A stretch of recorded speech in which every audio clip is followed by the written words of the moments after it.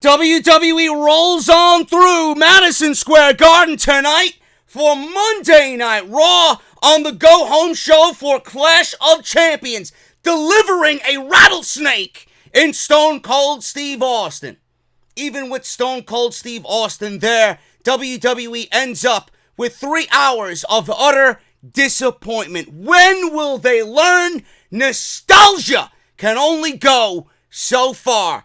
Baron Corbin is in the finals of the King of the Ring. Sasha, Bayley, Charlotte, and Becky deliver an utterly boring horsewomen tag team match. And WWE once again dipping into the well once too often with overexposure in the main event. We're going to go over it all right here for Monday Night Raw on Off the Script.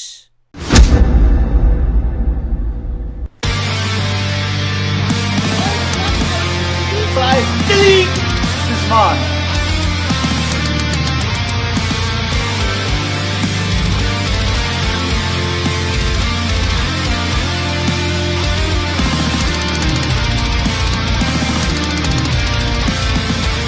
Alive with it. People still did.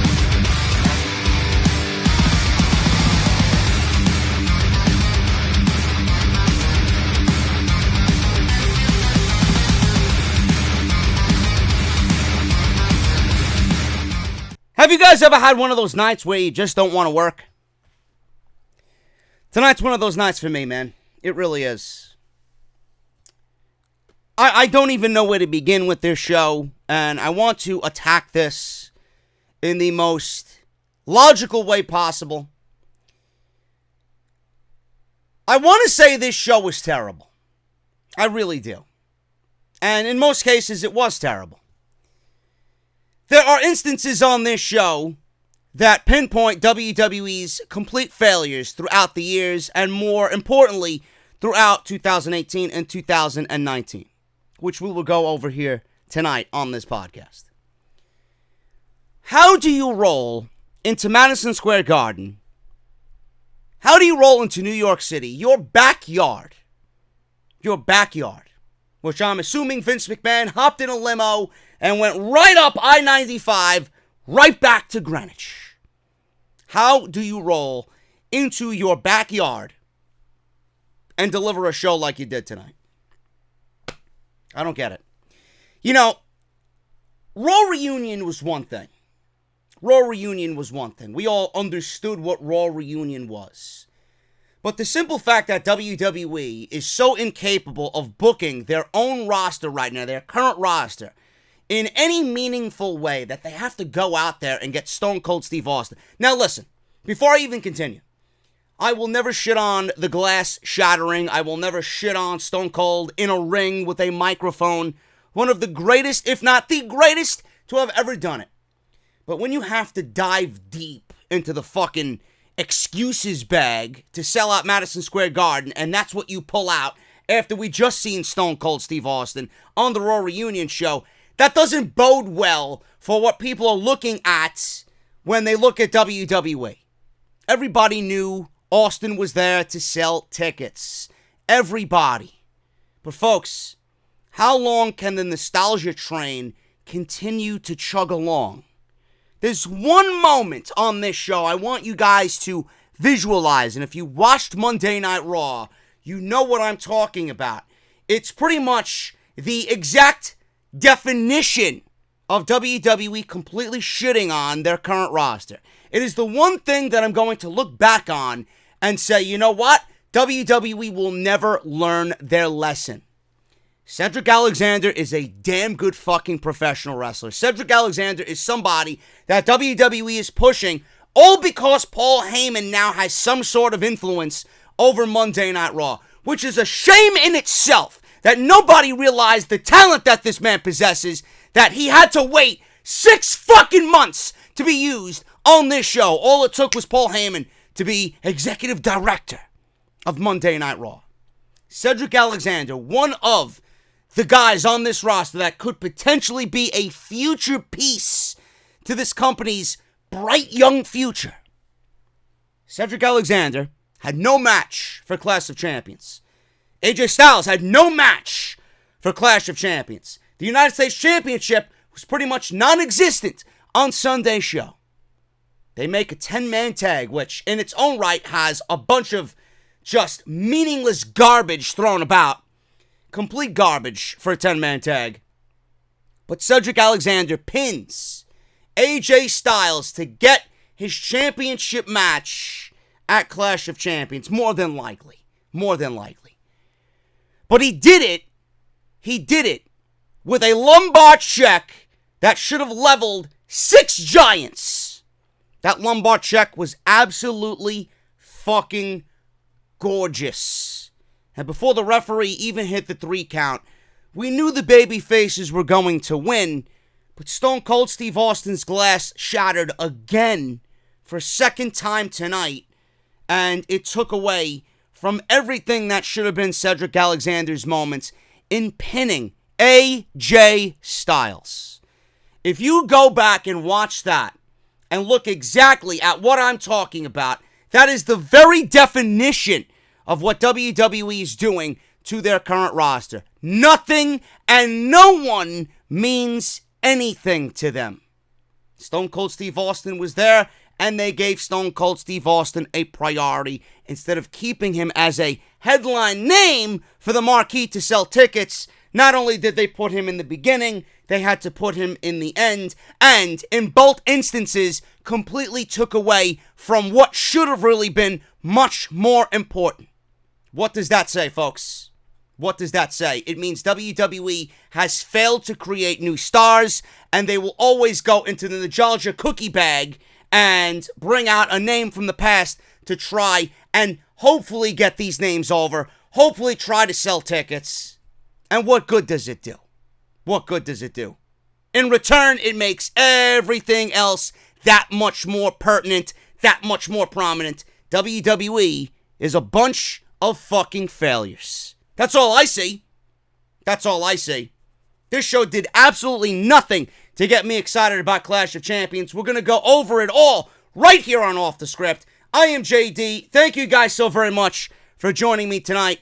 I know you're probably thinking, here he goes. He's negative again, folks. I do not lead with negativity. I lead with the truth. I really do. It's not my fucking problem. You don't understand where I'm coming from. Maybe you should wisen up just a little bit. We're going to go over it all right here on the podcast, man. Make sure you guys go and check out everything that you might have missed on the channel. Off the Script, part 1, 2, and 3, which was uploaded today. I will leave you guys all of those links to Off the Script this past weekend down in the comment section. And I will leave you guys links in the description. Make sure you guys go and check that out. Easy access for you right there if you missed anything concerning Off the Script this weekend. Follow me on social media, man, at JD from NY206. That's on Twitter and Instagram. Make sure you guys follow me on both. I would really, really appreciate it. And if you guys want to hit that subscribe button, please do so. And while you're at it, turn on that bell for all notifications. Make sure you guys are notified every time I upload right here on the channel. Podcast tonight is brought to you by, and I can't wait for you guys to see who my new sponsor is for the next 4 weeks, man. We are now sponsored by BlueChew.com. I know how difficult it is for you guys. Monday night, you're watching Raw, and after it's all over, you go to bed, you try and get some rest before a full day of work on Tuesday, and your wife or your girlfriend want to fool around. You look at her and say, honey, Raw left me unmotivated once again this week. Seth Rollins as Universal Champion just leaves me feeling malleable. Guys, don't let Monday Night Raw leave you flocculent. Please, go get yourself Blue Chew. Blue Chew brings you the first chewable with the same active ingredients as Viagra and Cialis, so you know they work. You can take them anytime, day or night, even on a full stomach, and since they are chewable, they work up to twice as fast as a pill, so you can be ready when an opportunity arises. Now, my friend's wife said she loved the recommendation of Blue Chew because after Raw is so terrible every week, she does more than just get these hands. Another friend of mine said, well, Becky Lynch wants to call herself the man.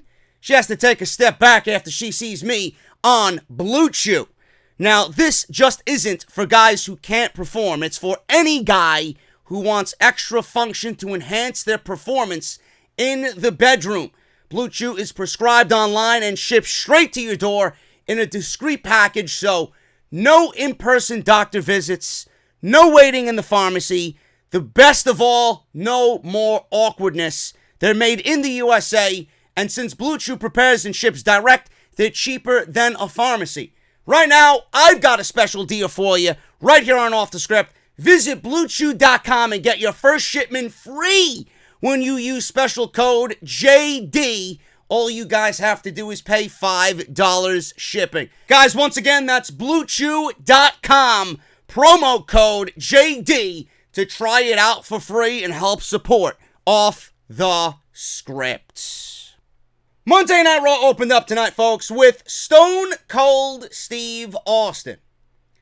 I legitimately thought WWE was actually going to put Austin in the middle of the show, probably to capitalize on halftime for the Monday Night Football game.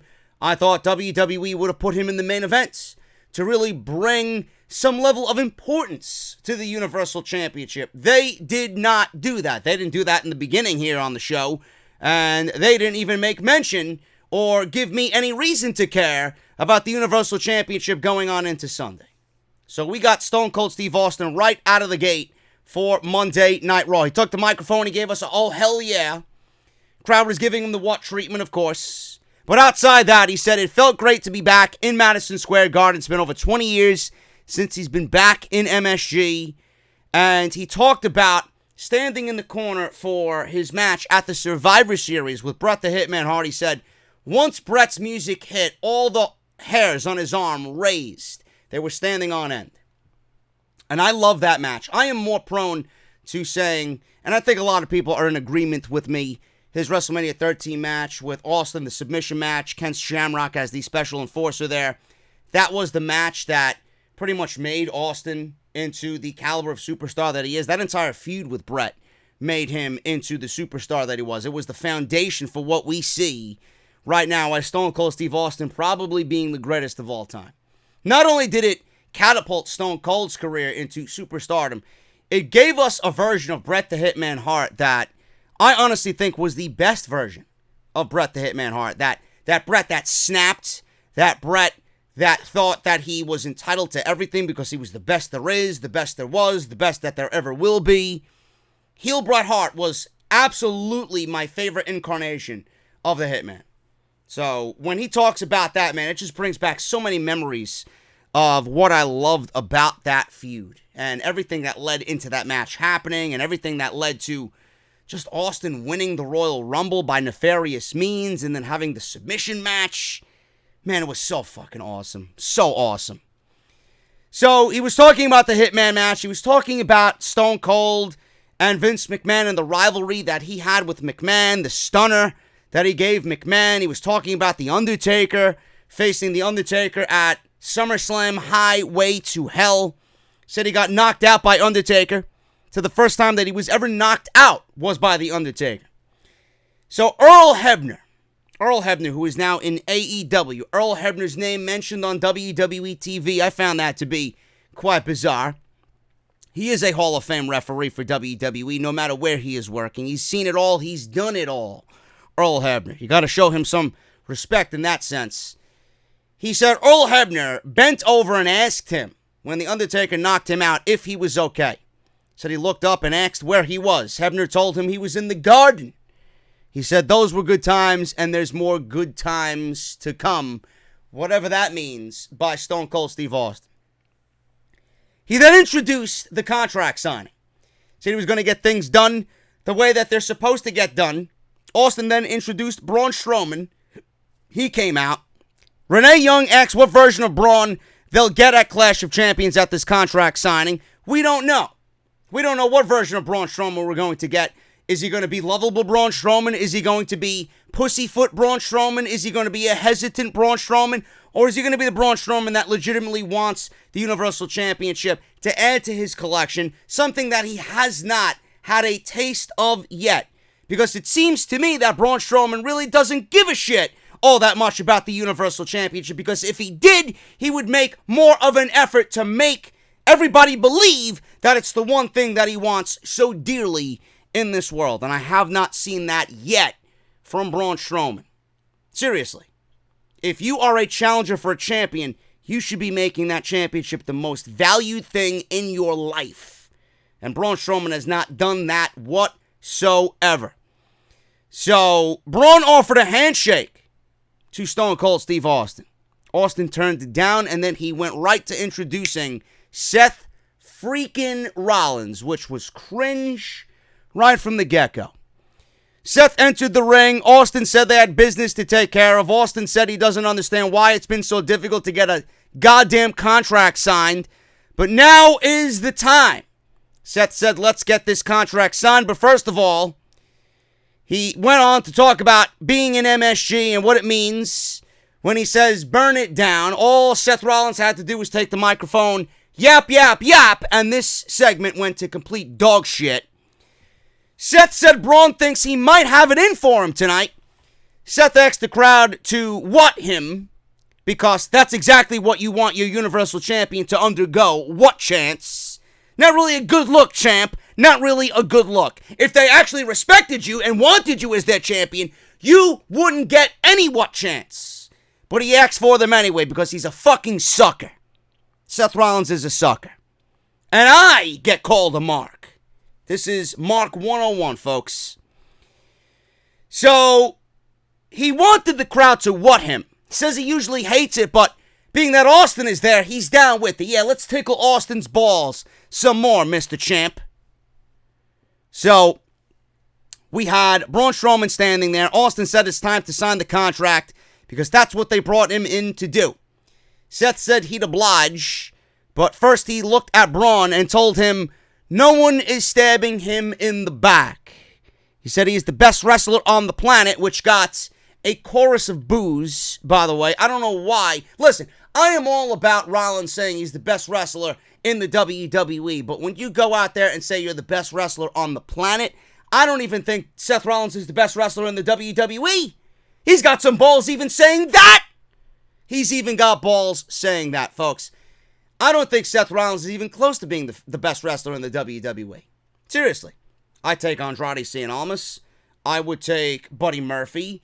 I would take Johnny Gargano. I would take, who else? Tommaso Ciampa. I'd take Adam Cole over Seth Rollins. I'd take AJ Styles over Seth Rollins. Seth Rollins isn't even the best wrestler on his brand. Yet he's out there saying that he's the best wrestler on the planet. Then you wonder why people were booing him inside Madison Square Garden. Not really a good look, champ. Maybe you should go out there and continue to make yourself look like a fucking fool. So, Braun said to Seth, he likes being tag team champions and he's not turning on him. But I love being Universal Champion. Braun says he's about to open up a can of whoop ass and you're going to get these hands. Because you need to reiterate Stone Cold's one-liners, and then you got to add on top of it your one-liner to make this an even more cringier promo. Doesn't sound organic, it doesn't sound genuine, it doesn't sound like anything that's going to get me excited for a Universal Championship match. Then out comes the OC with AJ Styles. Styles says it's quite a moment with Stone Cold Steve Austin back in MSG. He said the OC doesn't want to get him all riled up. Styles did a bad impersonation of Austin at this point and started to mock him. Does anybody really care about that anymore, though? Styles asked. And then Styles got the what chant. Styles then said to shut up to the New York crowd. Styles then asked Austin to turn his little beady eyes toward him. So, what we're getting here, folks, is we're getting Seth Rollins wanting what chance, which is an Austin thing. We're getting Braun Strowman throwing one-liners in there with Stone Cold Steve Austin. Gonna open up a can of whoop ass and then he's gonna get these hands. Then we got AJ Styles out there using the beady eyes comment. Folks, I don't know what you're thinking of at this moment, but all I am thinking right now during this segment. All that's running through my head is, man, there's no individuality, there's no identity for any of these men out here standing next to Stone Cold Steve Austin. How pathetic is it that all three of these guys, Rollins, Strowman, and Styles, have to throw Austin's one-liners in there with their promos? They couldn't come out there and deliver an organic, natural promo to counter Stone Cold Steve Austin, to counter Rollins in this point with Styles, to counter Strowman with Styles. Really? This made everything just overly cringe to a point where I thought this segment was terrible. I really thought this segment was terrible. So Styles asked Austin to turn his beady little eyes toward him, or else he might get hurt. So the fans started to give Styles the what treatment. He told fans to shut up and let him talk. He got even more angry. Styles told Austin to stay out of his business because it has everything to do with Seth and Braun. So Styles said, "This is why no one likes coming to New York." Austin asked Styles to put some bass in his voice. Styles told Austin to then shut up.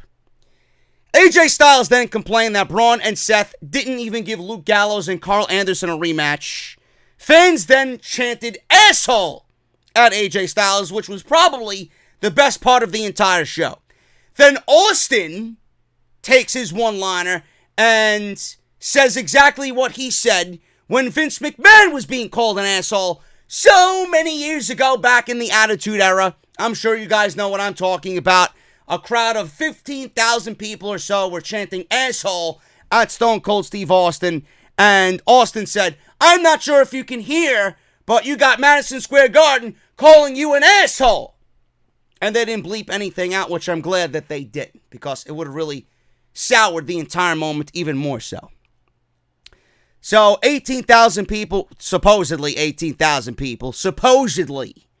You know how many times we heard Madison Square Garden tonight? You know how many times we heard Madison Square Garden was a sellout tonight? Was it really a sellout? I doubt it was. I really, really, really doubt it was a sellout in MSG. So Austin said, "You got 18,000 people calling you an asshole." Then a loud Austin chant broke out. Styles then got into the ring and said, "You know what, Steve? In your old age, you turned into a real asshole." So we're getting the asshole word being thrown around, which I don't mind at all. I wish that word was being used more on WWE TV. It brings a sense of realism. It brings a sense of authenticity to the show. Something like that. It's something that's so innocent that could be thrown into a promo every now and then. Don't over-abuse it, but I like that it was used here because that's who Stone Cold Steve Austin is. And if Stone Cold is going to answer somebody back, then I fully expect you to answer Stone Cold Steve Austin back in the same manner that he answered you. So I'm glad it was used here. So he continues on with Steve Austin, calls Austin an old fart. Austin looked like he was getting very angry, so he moved the table out of the way. He started to position the contract table, which, by the way, I don't even think anybody signed the fucking contract for this thing. If they did, please someone let me know down in the comments. He moved the commentary table down, or the contract table, to the side, and Styles then got into a brawl with Strowman and Seth Rollins at this point. So everybody got thrown out of the ring except for AJ Styles. He was gloating and he was just pretty much all in his own business. He was saying, "Yeah, I'm the man, I'm the man." He turns around and Stone Cold Steve Austin kicks him in the gut. He delivers a stunner, and that was the way the segment went off the air. I don't know what else to say about it, man. It was supposed to build hype for the Universal Championship. It really was. It was supposed to give the Universal Championship match at Clash of Champions an important, big fight feel. And all it did was minimalize Seth Rollins and Braun Strowman and AJ Styles on top of that. How is there any importance for this Universal Championship when the one shining thing out of this entire segment was and always was and never let go of Stone Cold Steve Austin?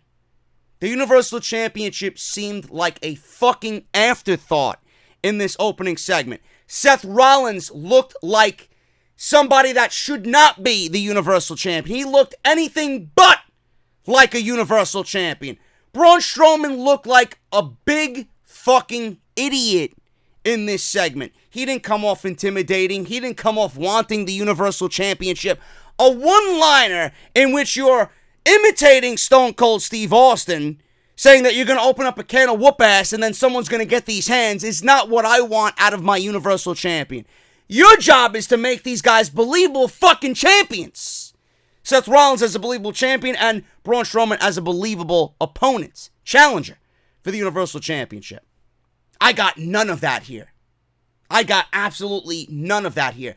Again, WWE wanted to script this to just reek of nostalgia instead of focusing on what was really important here. Stone Cold was brought in to sell tickets. Stone Cold was brought in to put people in seats because you failed to make anybody on your active roster feel special. And the one thing that you went and did is made everybody feel that much more insignificant standing next to Stone Cold Steve Austin. When the most important thing here and the biggest priority that you should have been thinking of going into this segment was Universal Championship, Rollins versus Strowman. That's it. And WWE dropped the ball on literally every aspect of this opening segment. I can't sit here and praise it. A lot of people are going to think I'm negative. How could you shit on Stone Cold Steve Austin segment? Because it didn't do its job. There was nothing but nostalgia riddled all over this thing. It didn't do what it needed to do. The Universal Championship looked like a complete afterthought in this entire opening segment. That's not right. Moving on. Cedric Alexander and AJ Styles. Now, after AJ Styles got the stunner, WWE proceeded to book him in a match with Cedric Alexander. This one went 9 minutes. I was enjoying what we were seeing here. I really was enjoying what we were seeing here. And then Cedric Alexander wins in 9 minutes via a disqualification because we had the OC come on out and they ruined everything. They took Cedric Alexander, they pulled him out from the ring. Viking Raiders came out to save Cedric from a 3-on-1 attack from the OC, and they gave Anderson a Viking experience in the middle of the ring. They got some decent offense in. This is the first time that I've seen the Viking Raiders get that much offense in on a legit team in the WWE. It was nice to see. I don't know if it's going to do anything for them in the long term, but WWE made them look somewhat decent in this segment. Now, I thought Cedric was actually going to pin AJ Styles here in a clean manner and then get the championship match. But what WWE did here was only prolong the inevitable here and the United States Championship match being booked for Clash of Champions. And they booked Cedric, AJ, the Club, or the OC, and the War Raiders in the main event of tonight's show.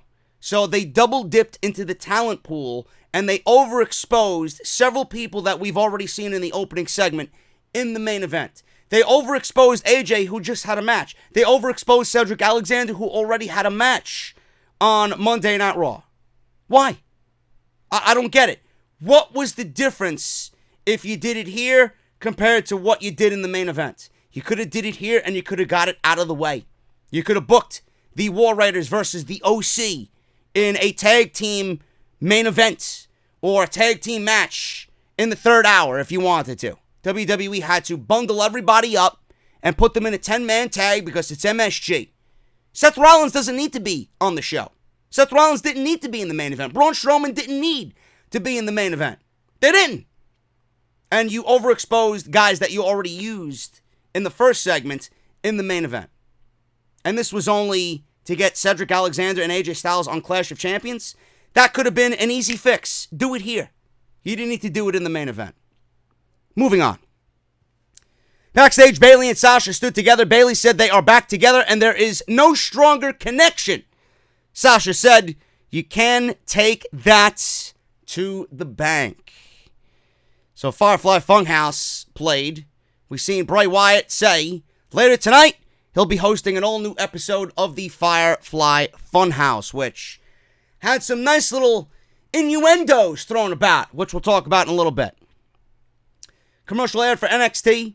They just announced on NXT Live on September 18th, two things I want to mention. Number one, we're getting Matt Riddle versus Killian Dane in a street fight. Of course we are, because WWE needs to go that extra mile to make sure that you stay on USA Network. And what they're doing, they're not really going up against AEW until October 2nd.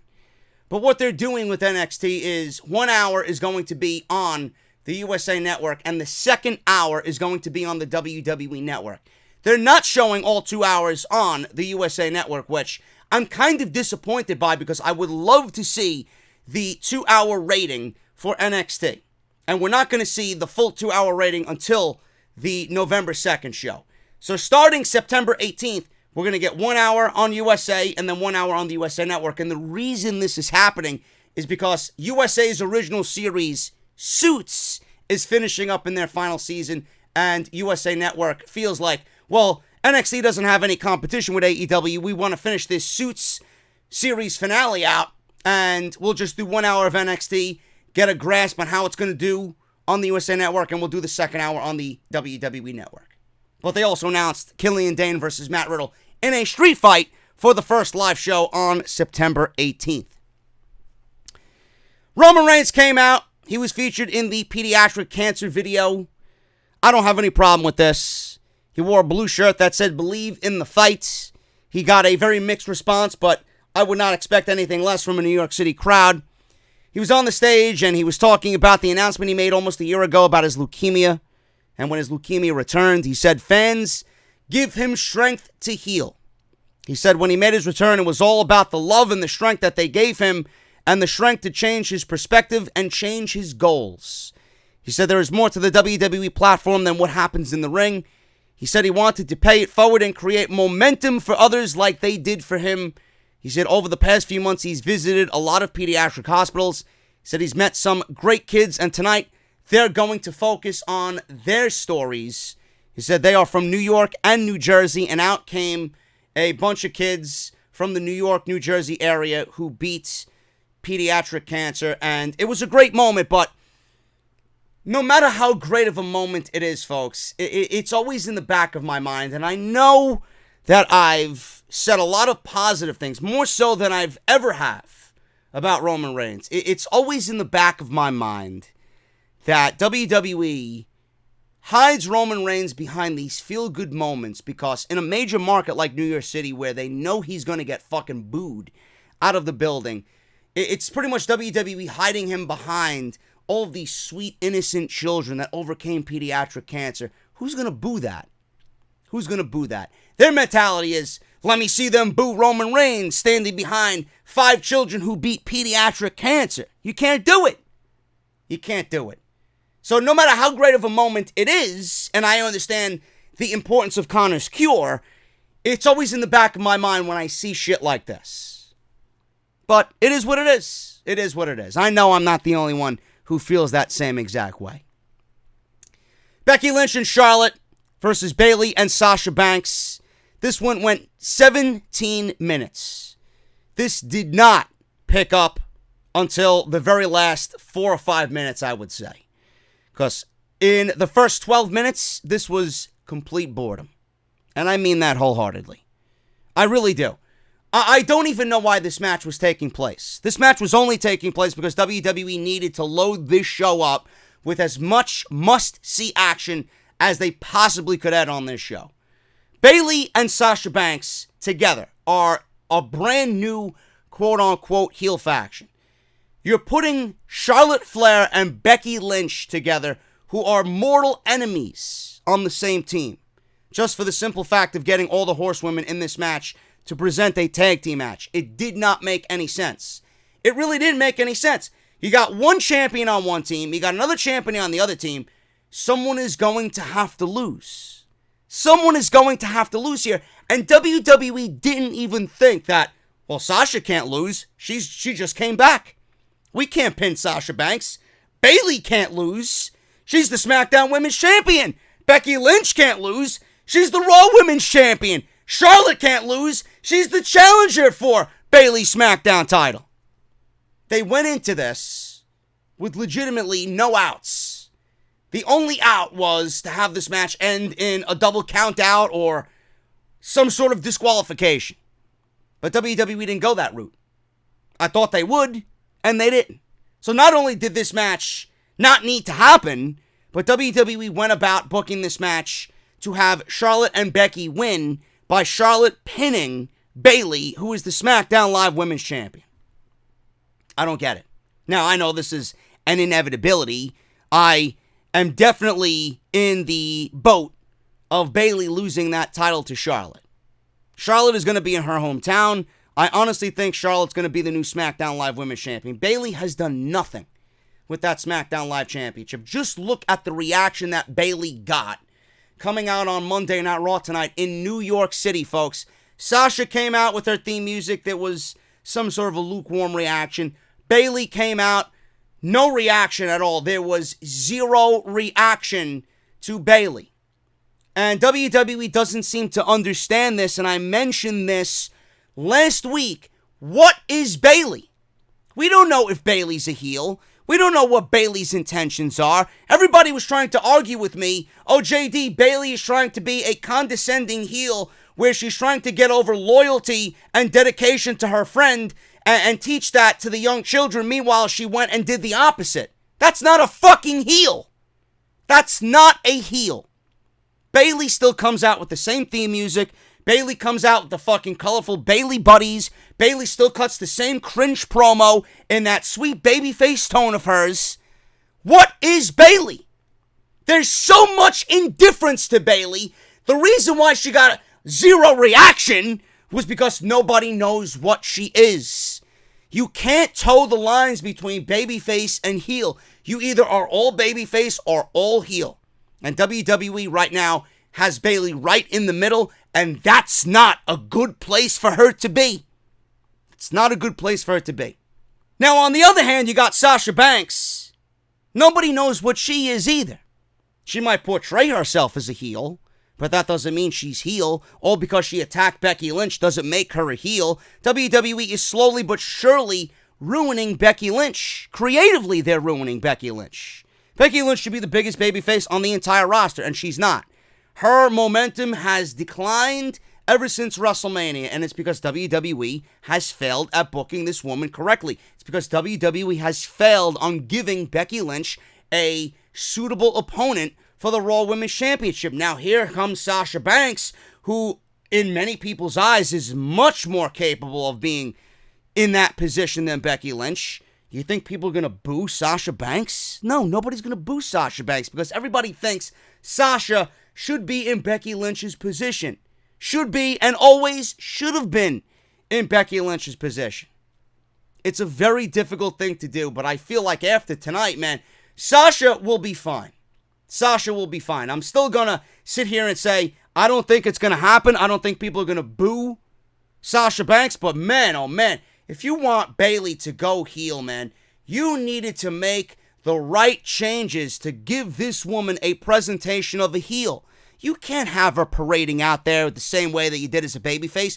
No one's going to react because they don't know. So stupid. It is absolutely ridiculous that they don't grasp this simple fucking concept. Now, this match, like I said already, it should have never happened. There was no intensity to this thing. There was no reason for this thing to happen. It was done merely to put these four women on the spotlight for Madison Square Garden, to load this show up in the most pathetic attempt possible to try and counter Monday Night Football. Nothing was going to work. Nothing was going to work. So we got this tag team match. There was no intensity in this thing up until the last 4 or 5 minutes. It honestly bored the fucking shit out of me, and I honestly thought I was watching a house show match with no meaning behind it. That's exactly what I thought I was watching. Like I said, this went 17 minutes. The last 4 or 5 minutes really started to pick up. Becky put Sasha in a disarmer at ringside. Sasha started to tap out on the mat on the outside. When Bayley kicked Becky to break it up, Charlotte went for a sidekick, but Bayley moved. Bayley then gave Charlotte a German suplex on the floor. All women were down, and they were slow to get up. So Bayley threw Charlotte into the ring, and then leaped off the rope with a flying elbow. Charlotte lifted her legs.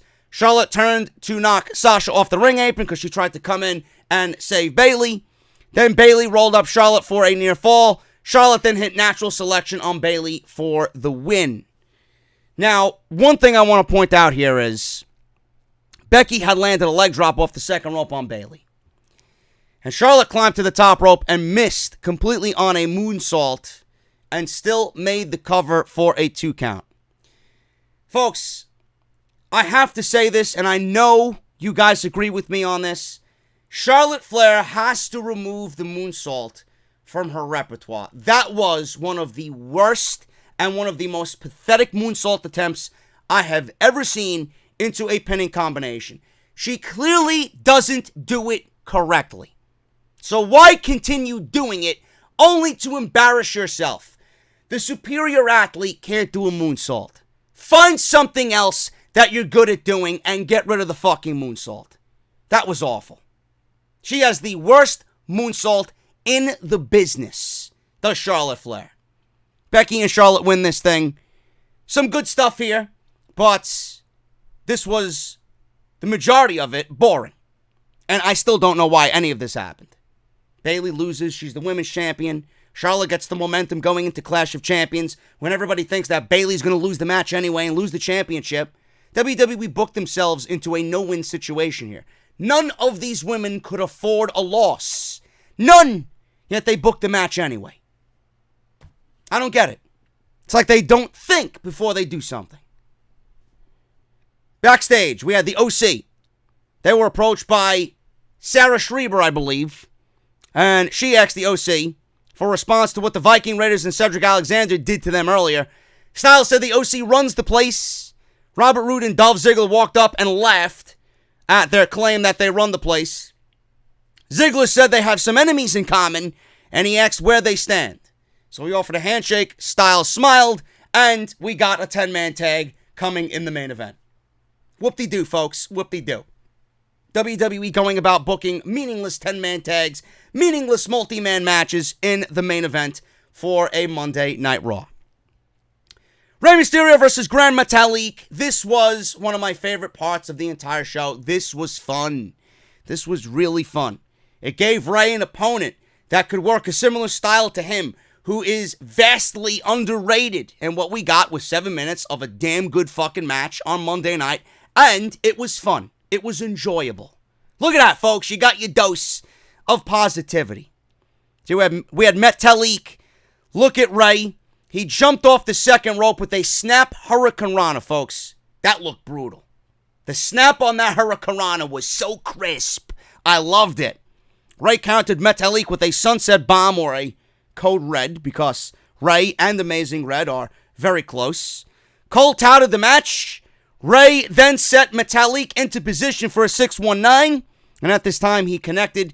Rey landed a frog splash for the win, and Rey helped Metalik up in the end and shook his hand. Metalik bowed at Rey in a sign of respect as Rey Mysterio's music played on the PA. This was fun.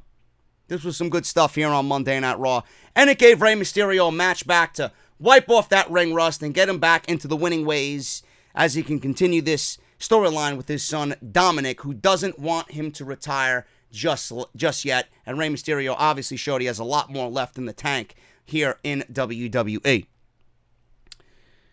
Samoa Joe and Baron Corbin, Ricochet, King of the Ring semifinal match. This was pretty awesome. Gotta admit, this was awesome. The King of the Ring tournament, for the most part, has delivered some awesome matches on the WWE main roster. But an awesome match does not make an awesome outcome. It does not, folks. I mentioned this on Off the Script earlier today, that Baron Corbin more than likely is going to win this match and go on to Clash of Champions to compete in the finals of the King of the Ring. I gave you opportunities to see what WWE could do here to make the King of the Ring really stand out and really special in 2019. Now, obviously, the right winner here should have been Ricochet. This is a tournament, this is an entire gimmick that should be built for Ricochet in mind. Ricochet in the finals versus Chad Gable is the ultimate match that WWE could have right now with the remaining individuals in this tournament. That's the clear fact. Ricochet and Chad Gable, two faces they would have made an awesome King of the Ring final at the Clash of the Champions. Being that that was the perfect outcome, clearly WWE was not going to go with Ricochet versus Chad Gable in the finals of the King of the Ring.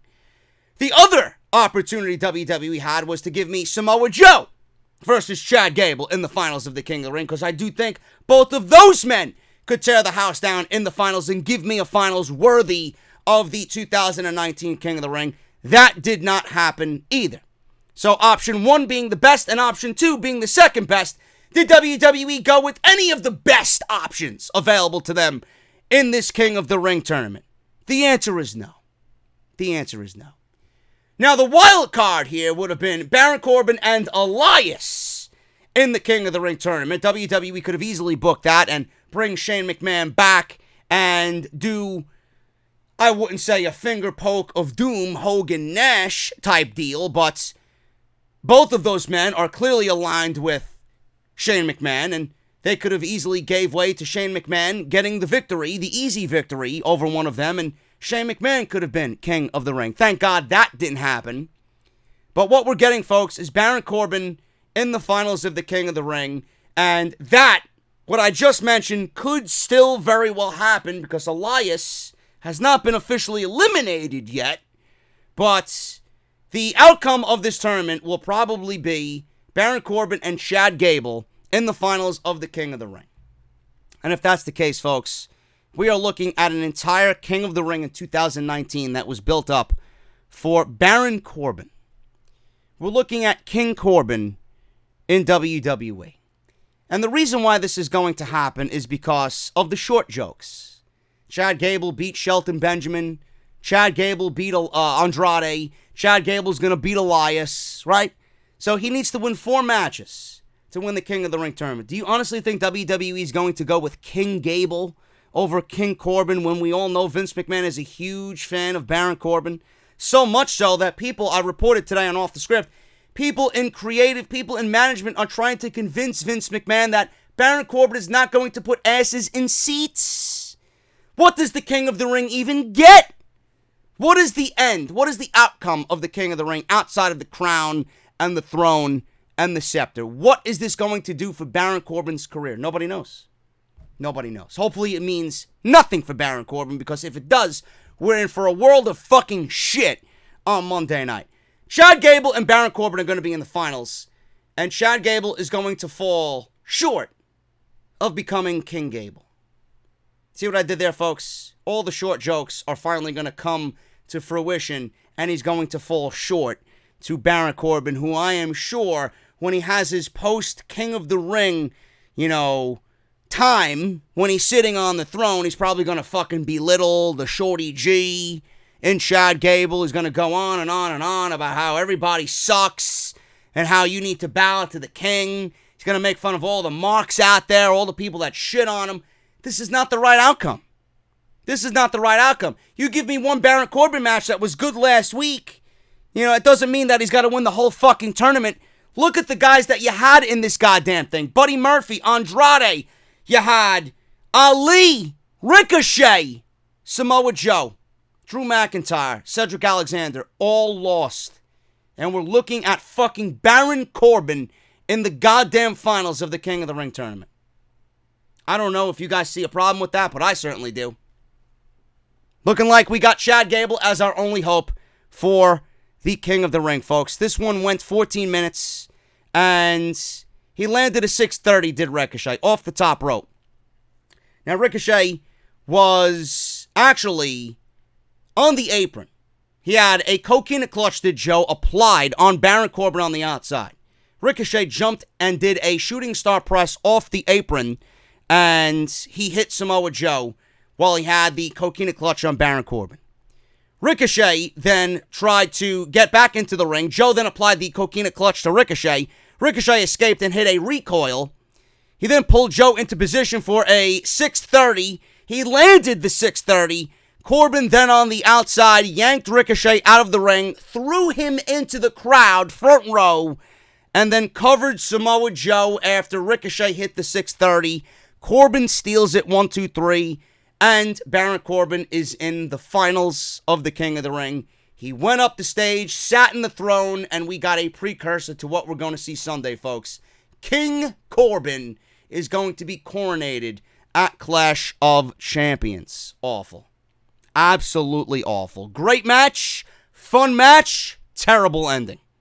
I still don't know how you have all those guys in the King of the Ring tournament and Baron Corbin is your proposed winner of said King of the Ring tournament. Laughable.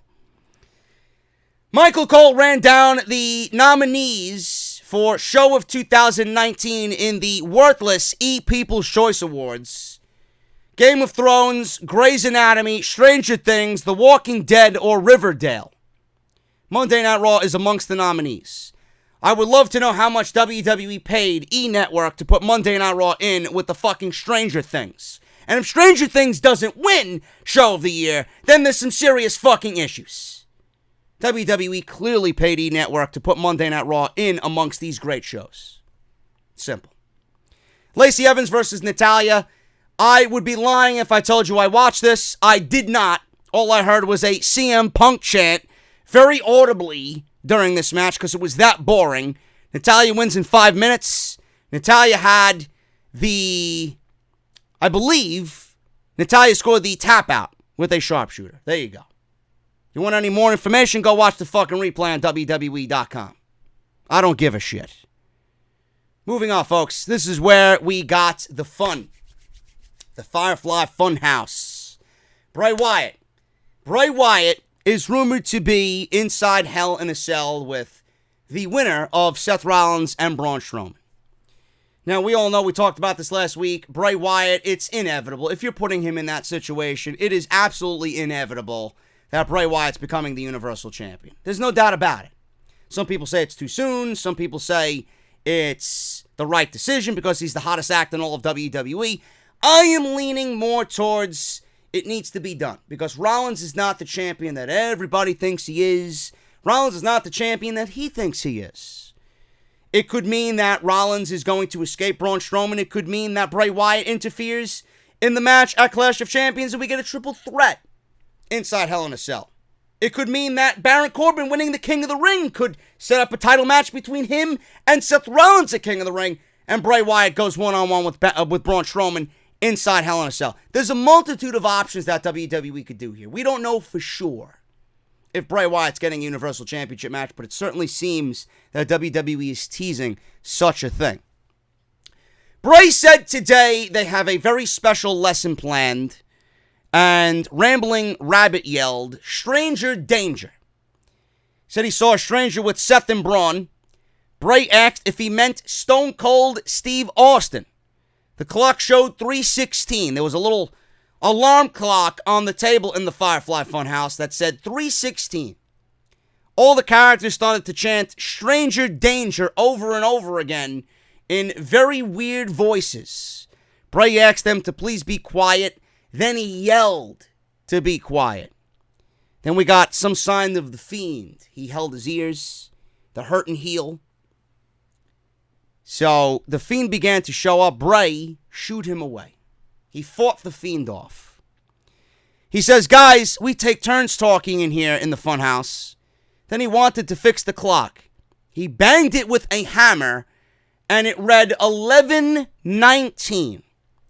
Now, as this segment was going on, it was towards the 10:30 hour, so it had nothing to do with what was going on tonight's show. I looked up legitimately everything and what 11:19 could mean. My brother texted me immediately when the Firefly Funhouse segment was over. He said, "Keep an eye on the 11:19. That is absolutely going to play a part in something." What does the 11:19 mean that we seen symbolized in the Firefly Funhouse? I looked up the Survivor Series this year. It wasn't the Survivor Series this year. It was 11/24/2019 that the Survivor Series is taking place in Chicago this year. 11:19 could signify, I would say, something to do with Bray Wyatt's debut. Bray Wyatt's debut in the WWE might have something to do with the 11:19. I didn't know. Then I figured out that it definitely could be, and being that he's showing up on SmackDown Live, it could symbolize The Undertaker and his appearance on SmackDown Live. The Undertaker was highlighted showing up on SmackDown Live for a week and a half now. Nobody knows why he's there. WWE is not bringing in The Undertaker to just cut another rest in peace promo. He's there to do something specific. We don't know what that specific is yet. The 1119 could symbolize The Undertaker. How does it symbolize The Undertaker? Well, The Undertaker made his debut at the Survivor Series in 1990 on Thanksgiving Day. The Undertaker's debut was on 11/19/1990. That was before the Survivor Series in 1990. That could symbolize that Bray Wyatt could show up on SmackDown Live and attack and continue to attack a legend in WWE. The Undertaker being a legend. He's obviously going to be in Madison Square Garden. Could symbolize Bray Wyatt getting ready to attack The Undertaker. I don't know. I don't know what it could mean. Because 11/19, if you want to look at it, SmackDown Live is going to be on Friday on October 4th. There's nothing on 11/19/2019. That falls on a Tuesday. I don't know what that could possibly mean. I doubt it's going to mean anything with current WWE programming. It definitely has something to do with what he's doing next. It's a symbol, or it's symbolizing something in the past that he's going to bring to the future.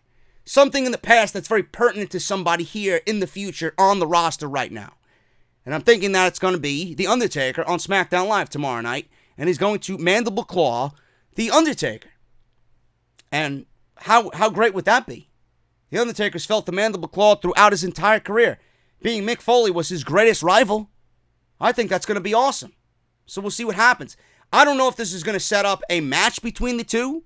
I don't know if it's going to be a one-off. Maybe The Undertaker's back for another match with Bray Wyatt. Maybe we get this match inside Hell in a Cell. Maybe we get this match in Saudi Arabia. I don't know. WWE has a multitude of options here. He did say, "See you in hell," at the end of this thing. Bray said, "You can't blame a rattlesnake for doing rattlesnake things." Bray said, "Strangers are just friends you haven't met yet." He said, "Seth and Braun have a trio of new friends tonight with Cedric and those Viking guys." He then added, "Unfortunately, friends won't help you where you're going. Friends forgive, but the Fiend never forgets. See you in hell." He waved, smiled, and laughed. I don't know what's going on here, man. With 11/19, it could symbolize The Undertaker on SmackDown Live. We could get a Bray Wyatt Undertaker match at the Survivor Series. We could get a Bray Wyatt Undertaker match in Saudi Arabia. We could get a Bray Wyatt match with The Undertaker at Hell in a Cell. But then he said that. Strangers are just friends you haven't met yet. He said Seth and Braun have a trio of new friends with Cedric and those Viking guys. He then said, "Unfortunately, friends won't help you where you're going," meaning that Seth or Braun or both are going to hell. Hell in a Cell. I don't know. It's going to be very interesting to see what happens in the next couple of weeks with Bray Wyatt in this entire thing. But it should really come to fruition on SmackDown Live if the 11/19 does symbolize The Undertaker and his debut coming into the present from the Firefly Funhouse. We'll see what happens, man. I'm not sure. It's going to be very interesting to see what happens. 10-man tag to close the show, man. Robert Roode, Dolph Ziggler, and the OC versus the Viking Raiders, Seth Rollins, Braun Strowman, and Cedric Alexander. I really didn't pay a lot of attention to this match. I got to be honest with you. I did not. I just don't care for these 10-man, multi-man tag team matches, man. I just don't care. You know? The one thing I did pay attention to is the Viking Raiders. They look great. They got some shine. They got some offense in. They got to show New York City what they're made of. Hopefully, they show WWE what they could do. And they got some rub in this match, which was the most important aspect for me because I've been a big fan of what they're doing in NXT. I've been a big fan and very hopeful fan of what they could do on the main roster. So the fact that they got some shine here in New York City, I was very pleased with that. Now, Cedric Alexander pinned AJ Styles in this thing. Braun Strowman made a hot tag. He charged AJ Styles, shoved him into the corner. Eric tagged in, took it to Ziggler and Roode. Styles landed a Pele kick. Ivar leapt off the top rope. Everybody was on the outside. He did a rolling senton off the top rope. Took everybody out. Cedric then avoided a phenomenal forearm in the ring. Everything was breaking down at this point. landed a lumbar check, which was absolutely devastating for the win. Pinned the champion, 1, 2, 3. Cedric Alexander pins the United States champion, and more than likely is going to get a United States Championship match at the pay-per-view Clash of Champions on Sunday night. At the end of this thing, Austin ran out, started celebrating with all the baby faces, threw beer to everybody. Everybody started drinking. Rollins looked like he was a fucking drunk, chugged that can in about 10 seconds. And that was the way the show went off the air. I mentioned this in the beginning. I don't understand WWE giving us a Cedric Alexander match with AJ Styles in a match that could have very well gotten the outcome that we got in the main event. Cedric could have got his shine. We could have had a match made for Clash of Champions for the United States Championship, but WWE opted to save this and put Braun Strowman in the main event, put Seth Rollins in the main event when they did not need to be there. I am sorry, folks. They don't need to be there. They already have a match, 2 matches, at Clash of Champions. They don't need to be in a meaningless 10-man tag. Oh, they're building momentum for the pay-per-view. What momentum? What momentum? This is what we're doing now. We're booking meaningless tag team matches with everybody involved in the major matches of the pay-per-view to develop momentum. I would rather no momentum going into the pay-per-view. The pay-per-view itself has no fucking momentum. Rollins and Strowman didn't need to be there. They didn't. If you wanted to give me the OC versus Ziggler and Roode versus the War Raiders in a triple threat match, I would have been okay with that. But we got Cedric Alexander and his guys against the OC and whatever they were doing. Cedric pinned the OC. Cedric pinned AJ Styles here. He pinned the United States champion with a lumbar check that should have leveled the fucking building. He pinned the United States champion, and instead of giving Cedric his shine, Steve Austin's music hit, and you took that away from him almost automatically, immediately. Why would you do that? Why would you do that? Austin was already there, and he did what he needed to do for a contract signing. There was no reason why he should have came out in that moment to steal that moment away from Cedric Alexander and the United States Championship. Nobody thinks. Nobody thinks. Now, watching that, do you care about the United States Championship? Because the simple-minded idiot is going to be thinking, oh, look at Rollins and everybody drinking with Stone Cold Steve Austin. There was a beer bash at the end of that thing. Meanwhile, we just had Cedric Alexander pin AJ Styles with his finishing move to get himself a championship match at the pay-per-view that's going to go more than likely unnoticed. Come on, folks. Come on. There was no Fiend attack. I thought the Fiend was going to attack at least one of the 3 in the opening segment. Either Austin, Rollins, or Strowman. None of that happened. But I would have taken a showdown with the Fiend and Austin. And he could have attacked Rollins and Strowman and stood there with Stone Cold Steve Austin in the center of the ring. That would have been great. But I'm guessing they're saving the Fiend for SmackDown Live. They didn't want to really overexpose the Fiend on 2 nights, which I kind of get where they were going with that, and I actually agree. Why present the Fiend here with Austin? The Fiend can, or Bray Wyatt, I should say, could hurt with his words where he could show up on Tuesday and not feel overexposed on Monday and Tuesday. So we only get 1 dose of the Fiend instead of 2. And I know I'm assuming there are people complaining, why didn't we see the Fiend? More than likely WWE saving him for Tuesday night. So I'm glad in that aspect that they didn't use him after all the rumors that we heard that Stone Cold and The Fiend would have a stare down and a confrontation on Monday Night Raw. Folks, this was a bad episode of Monday Night Raw. This was not good. Not good at all. In execution, it was there, but nothing stood out to me as, holy shit, this was a good show. Cedric and AJ could have been great. We got a meaningless tag team match at the end of it, 10-man tag, because of all the fucking bullshit that we seen in the beginning of the show. Great triple threat match for the semifinals of the King of the Ring. Wrong winner. And then we got a 4 horsewoman tag team match that picked up in the end that went 17 minutes, that had no intensity, that really didn't deliver on anything. I felt like it shouldn't have happened, and it was only there because WWE needed to sell some tickets for MSG. But in the end, it really didn't need to happen. I don't know, folks. I might have been overly negative on this show, but rightfully so. WWE tends to overhype these things, and they never, ever, ever deliver on anything. Usually when they do NXT and they overhype something, they deliver. On the main roster, they don't deliver anything as far as what they promise. And they should have delivered an absolute great Monday Night Raw tonight before Clash of Champions in Madison Square Garden in New York City, and they just didn't do it. They just didn't do it. It fell flat, and I mean in a big way. I'm getting out of here, guys. Thank you so very much. If you enjoyed the podcast, make sure you guys follow me on social media at JD from NY206. That is on Twitter and Instagram. Hit that subscribe button down below. Turn on that bell for all notifications. Patreon.com/JD from NY206. If you guys want to support the podcast on Patreon, make sure you guys check out all the other videos that you might have missed this week. Those are live on the channel right now and will be linked down in the description of this very video. And make sure you guys use our code BlueChew.com and code JD for your free sample, man. Thank you guys so very much. I'm getting out of here. I will see you all right back here tomorrow for SmackDown Live. Once again, live from Madison Square Garden. Hopefully it's a much better show than tonight. But after tonight, I doubt WWE is going to deliver anything better than what we've seen tonight. I'll see you then.